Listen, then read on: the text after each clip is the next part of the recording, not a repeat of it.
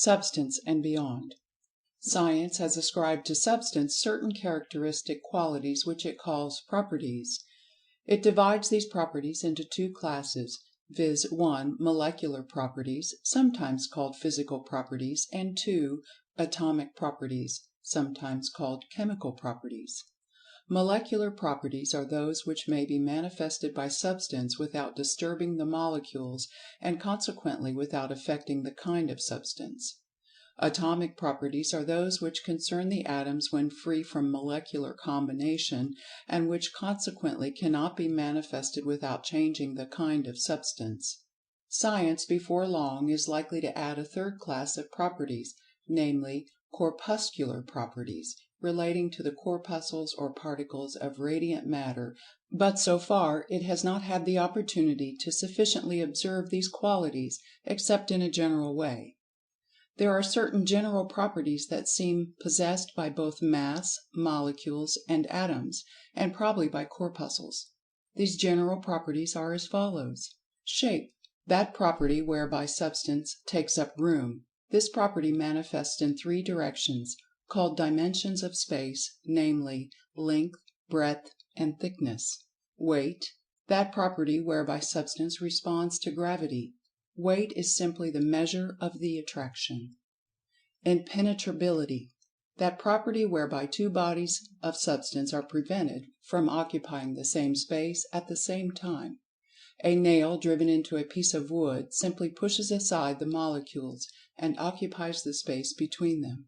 Substance is never actually invaded, or its actual territory occupied by other Substance. Indestructibility, that property whereby Substance is prevented from being destroyed or annihilated.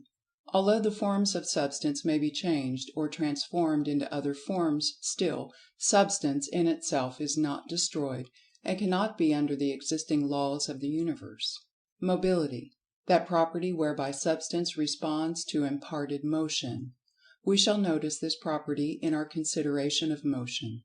In addition to the motion of the mass, and the movements of molecules and atoms in response to its attraction, there is another form of motion constantly going on, without reference to the attraction or impressed motion of the mass. The molecules of all bodies are always in a state of rapid motion, called vibration. In solids this vibration is short, being restrained by the close cohesive position of the molecules. But in liquids, the molecules being further separated, the vibration is far more rapid, and they move around and slide over each other with comparatively little resistance. In gases and vapors the molecules have a splendid field for motion, and consequently vibrate in wide fields and orbits, and dash around with the greatest velocity. The atoms also are believed to vibrate rapidly in accordance with their own laws of vibration, and the corpuscles are believed to far excel the last two mentioned particles in intensity, rapidity, and complexity of their vibrations, as we shall see a little later on in the book. All Substance is in constant motion and vibration. There is no rest in Substance.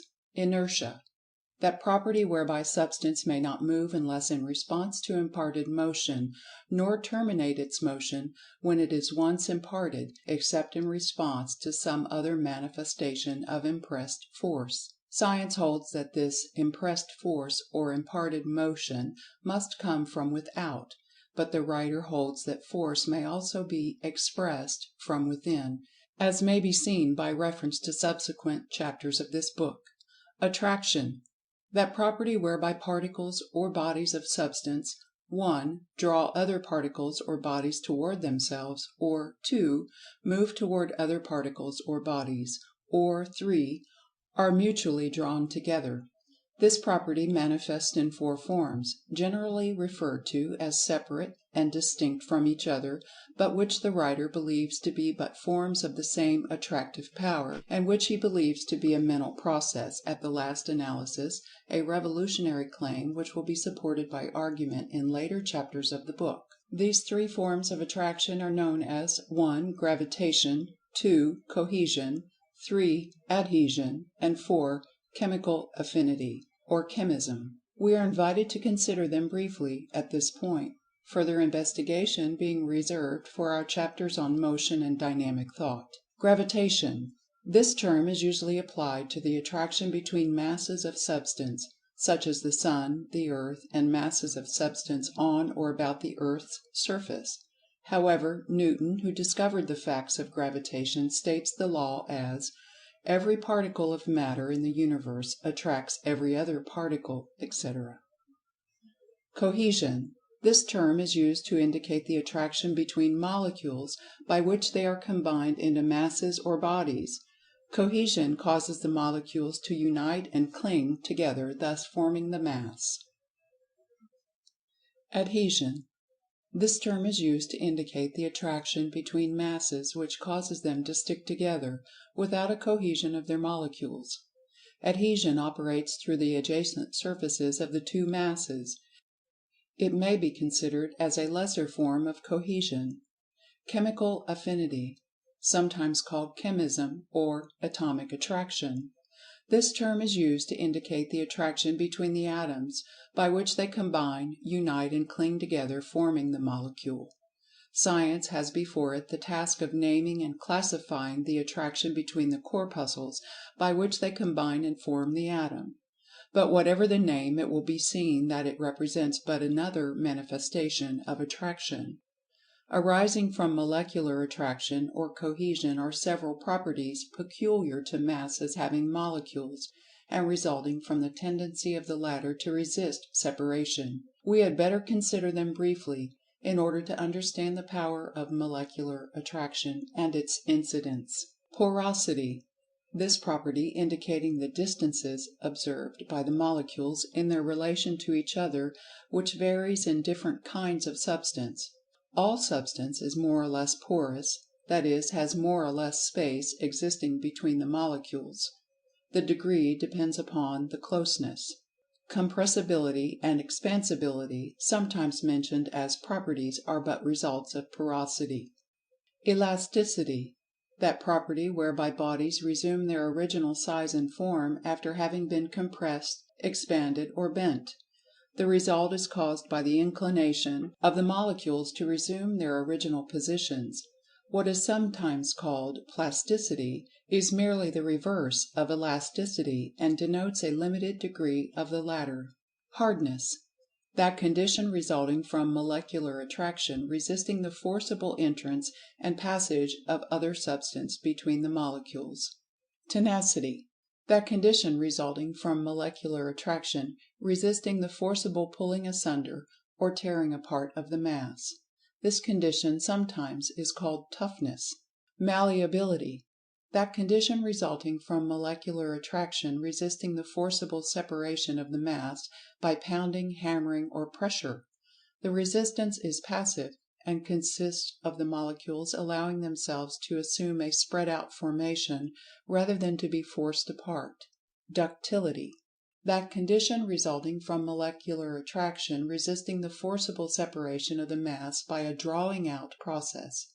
The resistance is passive, and consists of the molecules allowing themselves to be drawn out into a formation of the shape of wire or thread, rather than to be pulled apart. In any of the above cases we may intelligently and with propriety substitute the words molecules by means of cohesion, resisting, etc., for the terms above used, molecular attraction, resisting, etc. All masses of Substance, probably molecules as well, are capable of expansion and contraction, both phenomena in fact and in degree resulting from the relation of the molecules. Contraction is a crowding together of the molecules; expansion, a getting apart of them. Density. The amount of Substance in relation to a given bulk. Volume. The size or bulk of a body of Substance. Mass. Besides being used to designate a body of Substance composed of two or more molecules, the term Mass is used to designate the total quantity of Substance in a body. An application of the above terms may be seen in the following illustration. A quart of water occupies a certain space, and has a certain volume, mass, and density. Convert the same mass of water into steam and it expands to a volume of 1,700 times that of water, but as no molecules have been added the mass remains the same. But as a quart of steam weighs 1,700 times less than the same volume of water, the density of steam is 1,700 times less than that of water. As the volume of a given mass increases, the density decreases in the same proportion, but the mass remains the same. Mass therefore has two factors, i.e., volume and density. The density of a mass is determined by the weight of a certain volume of it. The above consideration of the properties of Substance dealt only with the molecular properties, or physical properties, as they are sometimes called, that is, with properties depending upon the existence of the molecules. When we consider the molecules as being composed of atoms, and when we consider the processes whereby these molecules are built up of, or broken down through the separation of atoms, we come to the subject of atomic properties, or chemical properties, as they are often called.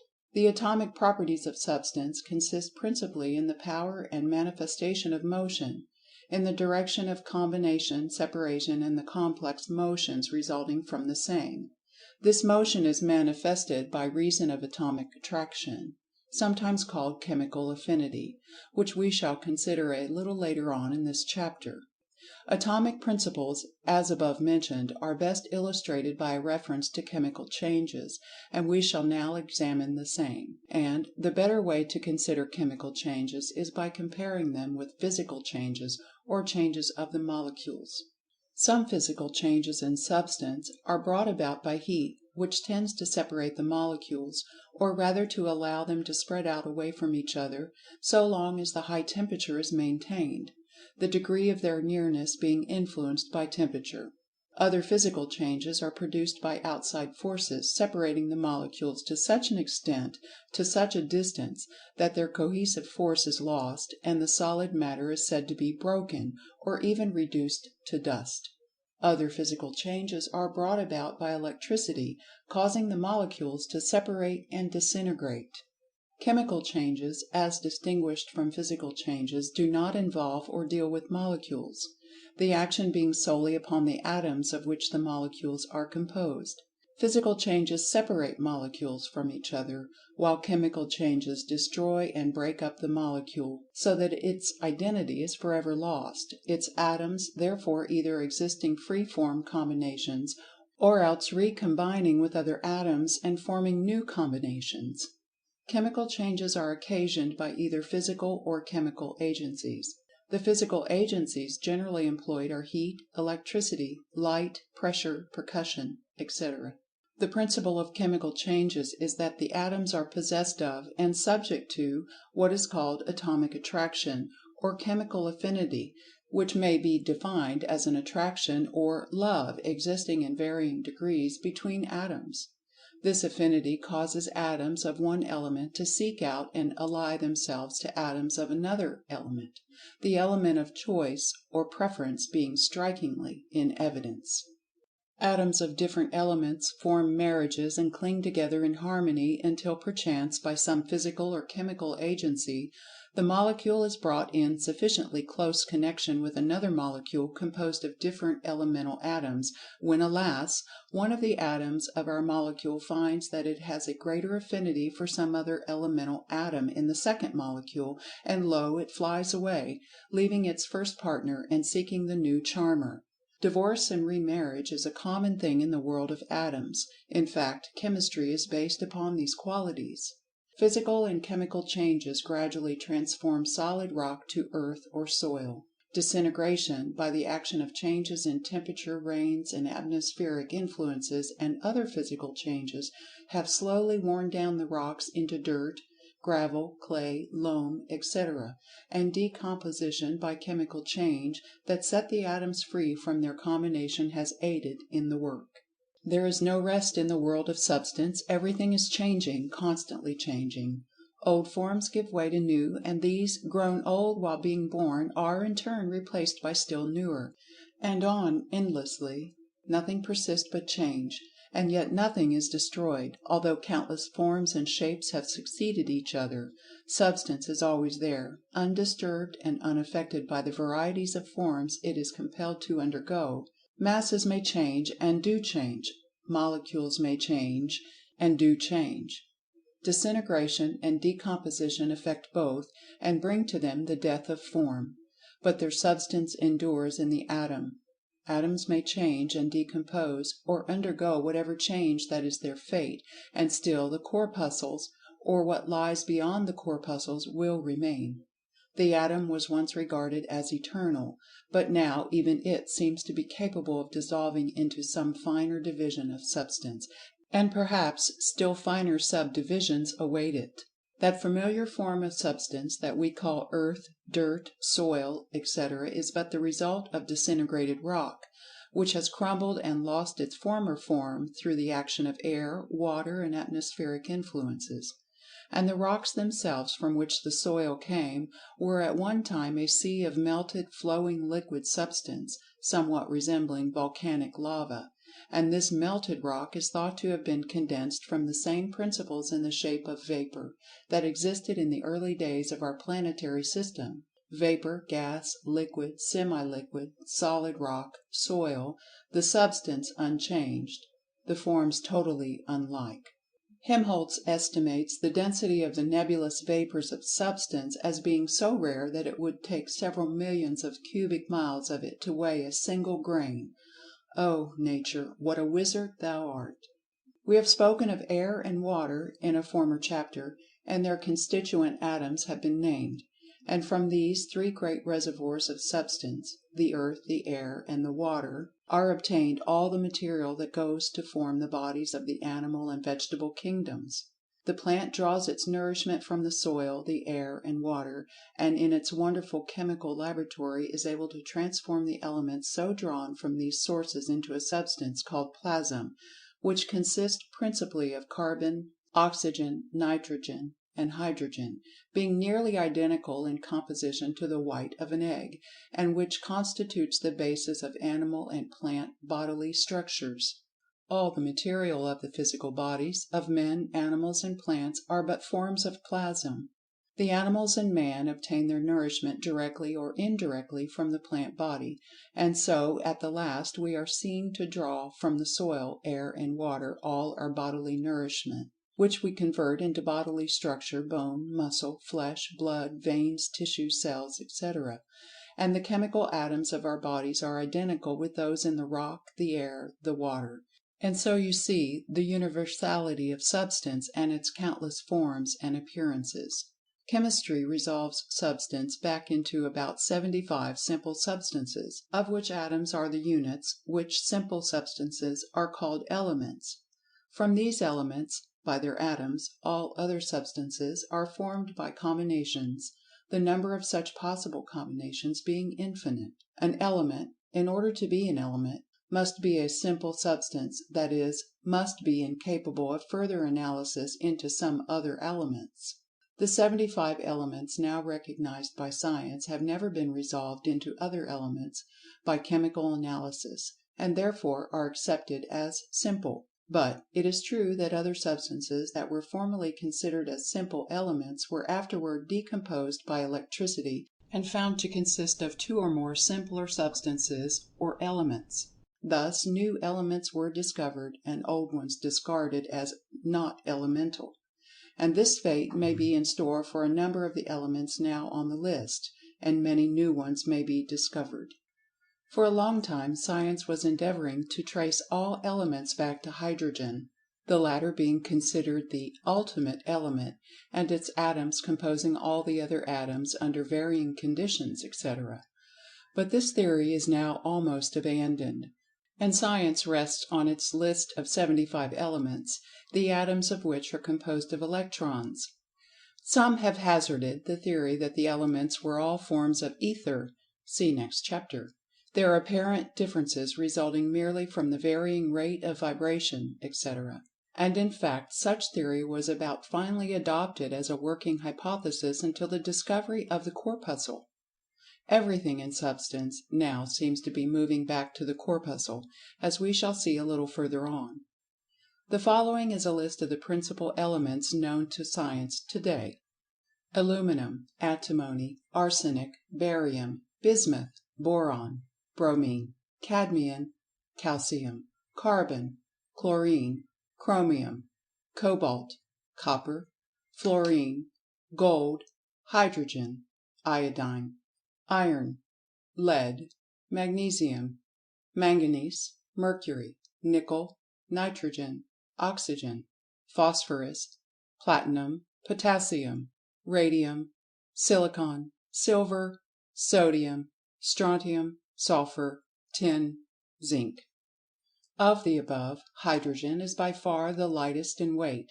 In fact, it is used as a unit of atomic weight, its weight being marked 1 on the scale, gold 197, lead 207, silver 108, oxygen 16, nitrogen 14, iron 56. The discovery of the corpuscle or electron rudely shattered the vortex ring theory of the origin of the atom, and now, instead of the atom being regarded as a vortex ring in that hypothetical, paradoxical absurdity, the Ether, it is believed to be composed of a vast number of tiny particles called corpuscles, as we saw stated in our last chapter. These corpuscles seem to be the last thing in Substance, its last known state of refinement, and already it is being proclaimed as the last sought for Primal Matter or Ultimate Substance. Whether or not a still finer state of Substance will be discovered, science is unable to say, but thinks it unlikely. But we must not overlook the old occult teaching indicating a state of Substance so fine that it is imperceptible, and only recognizable as apparently Free Force, its covering or vehicle of Substance not being evident. This would seem to indicate a still further refinement of Substance, although perhaps the corpuscle or electron will answer to fill the bill in the case. As to the corpuscle being Primal Substance, it must be admitted that its advocates have presented a very strong case. One of their most important points is that although molecules differ very materially from each other, according to their kinds, and while atoms likewise manifest very plainly their kind, the corpuscle seems to possess only one kind, no matter from what form or kind of substance it is thrown off. Just think what this means. It means that the finest particles of gold, silver, iron, hydrogen, oxygen, and all the rest of the elements are composed of identically the same material, and exhibit no differences in kind. The elements are no longer simple, all Substance is one, at the last analysis. The corpuscles seem to possess the same mass, to carry the same charge of electricity, to act precisely the same, irrespective of their source. No difference in size, mass, or character, as in the case of the atom. All are identical, save in the rate of their vibration at the time of observation, which is simply a matter of more or less motion. Space seems to be flooded with these tiny particles, these units of Substance.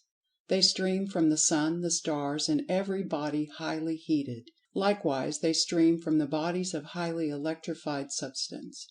Groups of these corpuscles, absolutely identical in nature, size, mass, etc., constitute the atoms of the 75 elements, the kind of element seemingly being dependent upon the number and arrangement of the corpuscles, and possibly their rate of vibration. Every atom is like a great beehive with a swarm of corpuscles vibrating, moving around each other, and upon their own centers. And if by the action of intense heat, transmitted or caused by interrupted motion, or if by a strong electric charge, some of these corpuscles are detached from the atoms, or possibly an atom broken up, they fly off through space at a marvelous speed of many thousand miles an hour. So we see that these wonderful corpuscles look very much like Primal Matter or Ultimate Substance, the stuff out of which Substance is made. And taking you back to the chapter on the Universality of Life and Mind, the writer would remind you that in their motions and evident attraction, etc., these corpuscles evidence the same "life and mind" that we observed in the molecules and atoms. It must be so, for what is in the manufactured article must be in the material of which the article is made. And so, even here, Life and Mind have not escaped us, nor will it in the Ether. And speaking of the Corpuscles as "manufactured articles," we are reminded of Herschel's thought about the Atoms, when they were regarded as primal matter and likely to be uniform and, at the end, of one primal substance. Although Herschel's conception does not now apply to the Atoms, it may be transferred to the Corpuscles. Herschel thought that the fact that the particles of Substance were likely to be found to be uniform in size, and identical in nature and characteristics, indicated that they might be akin to "manufactured articles," turned out from the same great machinery of creation. This idea would indicate that the Creator applied the rules of careful manufacture to the manufacture of the Particles, the uniformity operating in the direction of (1) economy of material, (2) utility through interchangeability, replacing broken or discarded parts, etc., and also (3) conformity to a standard of size, quality, etc. The thought is interesting, and is mentioned here for that reason. It is not affected by the supposition that there may be a still finer and rarer form of Substance from which the Particles are manufactured. In fact, the idea of Herschel, if closely analyzed, would seem to indicate some such raw material from which the articles were manufactured.